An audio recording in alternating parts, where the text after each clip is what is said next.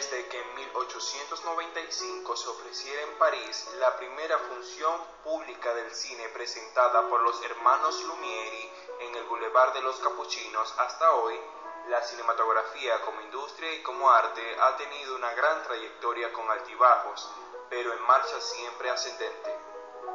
A lo largo de la historia el cine ha ido evolucionando según las nuevas tecnologías que iban surgiendo y fue dejando huella en cada proceso.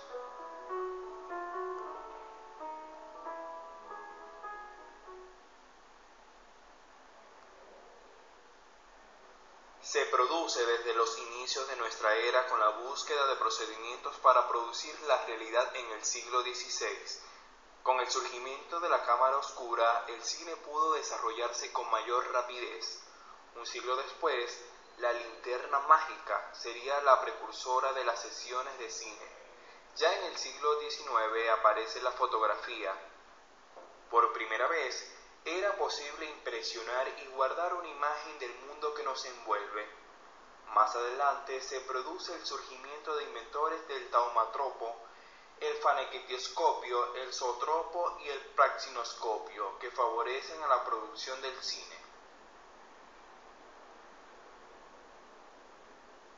Esta época se caracteriza por no poseer sonidos de ninguna especie, debido a que la tecnología de la época no lo permitía. En esta época, las películas eran hechas sobre momentos cotidianos, sobre la vida laboral o familiar, pero a principios del siglo XX es ya una industria. Es así que ha pasado de ser un invento para divertir a ser una máquina de hacer dinero. Uno de los grandes personajes fue David Ward Griffin, un gran fijador del lenguaje cinematográfico que influyó en jóvenes cineastas de una geografía tan alejada de los Estados Unidos como es Rusia. El 6 de octubre de 1927 sucede un hecho revolucionario para la historia del cine. Comenzaba a hablar. La primera película totalmente sonora, Life of New York, surgió en 1928.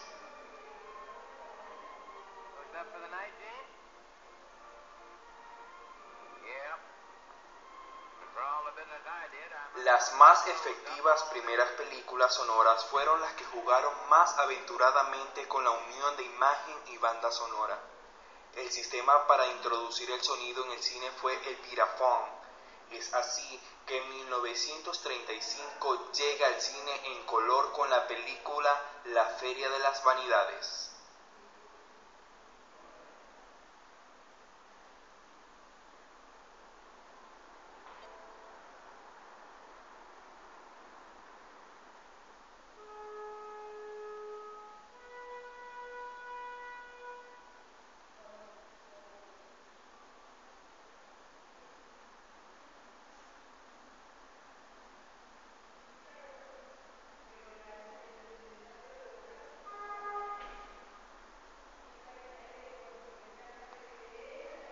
Al terminar la guerra, en una Italia destrozada, aparece el cine llamado neorrealista, un cine testimonial sobre la realidad del momento, hecho con pocos materiales pero con mucha humanidad. A finales de los años 70 se impone la recuperación de la superproducción de calidad y de rentabilidad de la mano de George Lucas, productor de La Guerra de las Galaxias. En los años 80 predomina la aparición e introducción del video y el aumento de los canales televisivos. Es una de las diversiones más preferidas. Las producciones fílmicas han sido un eficaz medio de comunicación y de relación social y comercial. Ha intentado penetrar como arte, pero la mayoría de los espacios dedicados a él y a las producciones cinematográficas se han dirigido hacia otro camino, es decir, se ha instalado en una industria al relacionarse como comercio.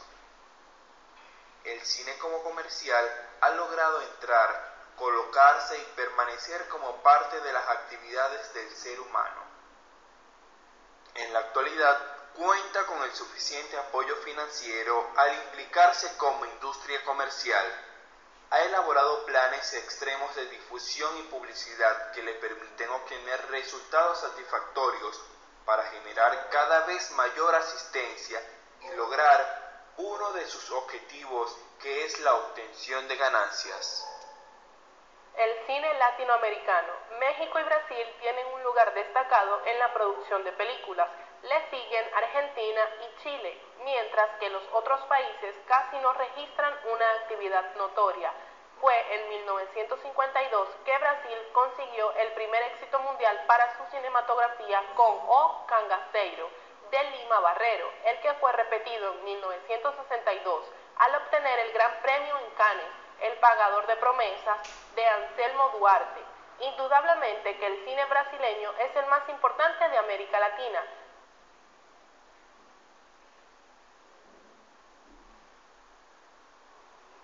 A mediados de las décadas de los 30, el cine argentino logró ocupar un lugar de importancia entre las cinematografías de América Latina, gracias a la inspiración que tuvieron sus películas en obras literarias. El apogeo de la conquista del mercado de habla hispana ocurrió en 1942, año en que Lucas de Mérez realiza La Guerra Gaucha, adaptando la obra homónima de Leopoldo Lugones, Libertad Lamarque, Hugo del Carril, Luis Sandrini y Pepe Arias. Eran los intérpretes de buena parte de las 57 películas que hacían en esa época. El cine mexicano en la actualidad es el más difundido en la América Latina e invariablemente la película que hace al año, Cantinflas, se ubica entre las más taquilleras del mercado. Por desgracia, esta cinematografía es la más comercializada y desde el punto de vista artístico entrega un cine de muy baja calidad, al extremo que últimamente está empezando a perder el favor del que fuera fiel público.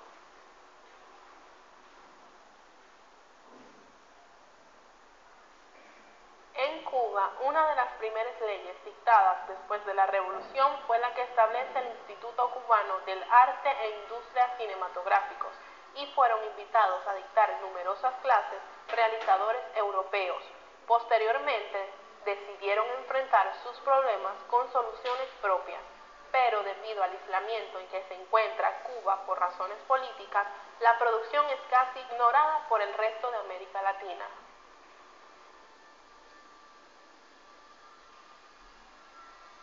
Chile, con una reciente ley que devuelve al productor nacional lo recaudado por concepto de impuestos, aún no consigue montar producción estable. Si bien superó el problema de que las escasas películas que se realizaban cada cierto tiempo casi no lograban financiarse con el mercado nacional, estaban impedidas de salir al extranjero por su excesivo localismo e incluso bajo nivel técnico.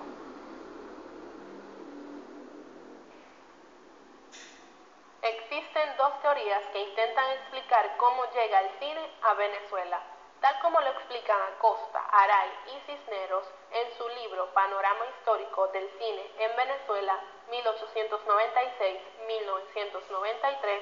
Una de estas teorías plantea que fue a finales del siglo XIX con la exhibición de El Cinematógrafo en la ciudad de Maracaibo a manos de Manuel Trujillo Durán, quien proyectó dos cortometrajes suyos y dos de los hermanos Lumière.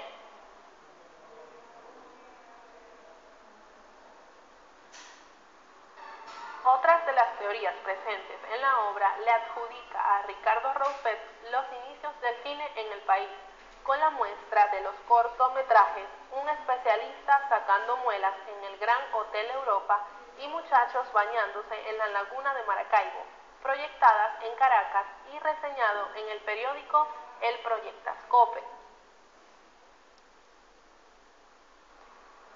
Por su parte, la última de las teorías presentes en el texto vuelve a Maracaibo, pero esta vez se le adjudica la llegada del cine a Venezuela a Luis Manuel Méndez, con la muestra del Vistascopio en julio de 1896. Seguidamente, a principios del siglo XX, se realizaron varias piezas audiovisuales en el país. Se trataban de producciones que poseían muchas dificultades a nivel de realización y de proyección, debido al atraso en el cual se encontraba el país y porque no se contaba con la infraestructura necesaria en teatros y salas formales de cine.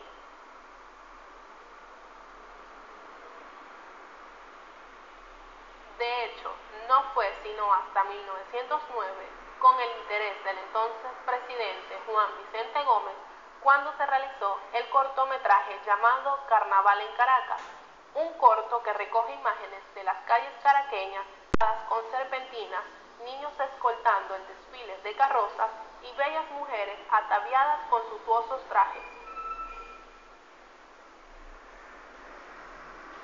Definitivamente, los años 70 fueron los años de apogeo de la gran pantalla nacional. En 1976 se estrena Soy un delincuente de Clemente de la Cerda, convirtiéndose muy pronto en el film más taquillero en la historia del cine venezolano. El pez que fuma de Román Chalbaud se convierte en la película más taquillera de 1977 y en una de las grandes obras de este autor.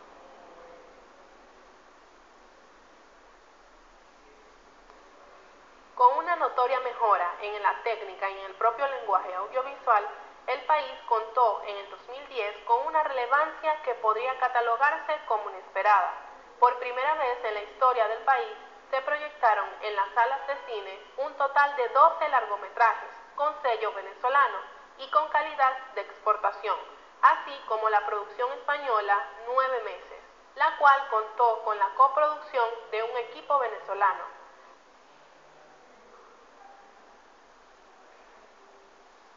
En la actualidad, el cine que se produce en Venezuela supera al tradicional, ya que en lo que calidad técnica se refiere ha mejorado notoriamente. De hecho, José Uriola, experto de cine y profesor de documental de la Universidad Nacional Autónoma de México, afirma que las películas que componen este nuevo cine tienen otra dinámica, otro punto de vista, manejan la cámara distinto, la musicalización también es distinta, porque son películas que obedecen a los autores y espectadores de los nuevos tiempos. Desde el año 2005 hubo un auge y un resurgir de la cinematografía nacional. La película que inició esta nueva etapa del cine venezolano fue Secuestro Express. Ciertamente, Secuestro Express tomó la temática social como eje central de su historia, pero logró aligerar la carga dramática de la realidad que presentaba por medio de la comicidad como mecanismo de liberación. Luego de este despertar del cine venezolano llega el 2010, año en el cual se proyectaron 12 largometrajes venezolanos, entre los que destacaron Hermano de Marcel Raskin y La Hora Cero de Diego Velasco. Asimismo ha ido evolucionando el cine venezolano a lo largo de la historia. Películas nacionales y taquilleras como lo fueron Azul y no tan rosa, Bolívar, La Casa del Fin de los Tiempos y El Malquerido. Damas y caballeros, desde San Juan de Puerto Rico tenemos al bolerista de América, Felipe Pirelli. Ese bolero es mío.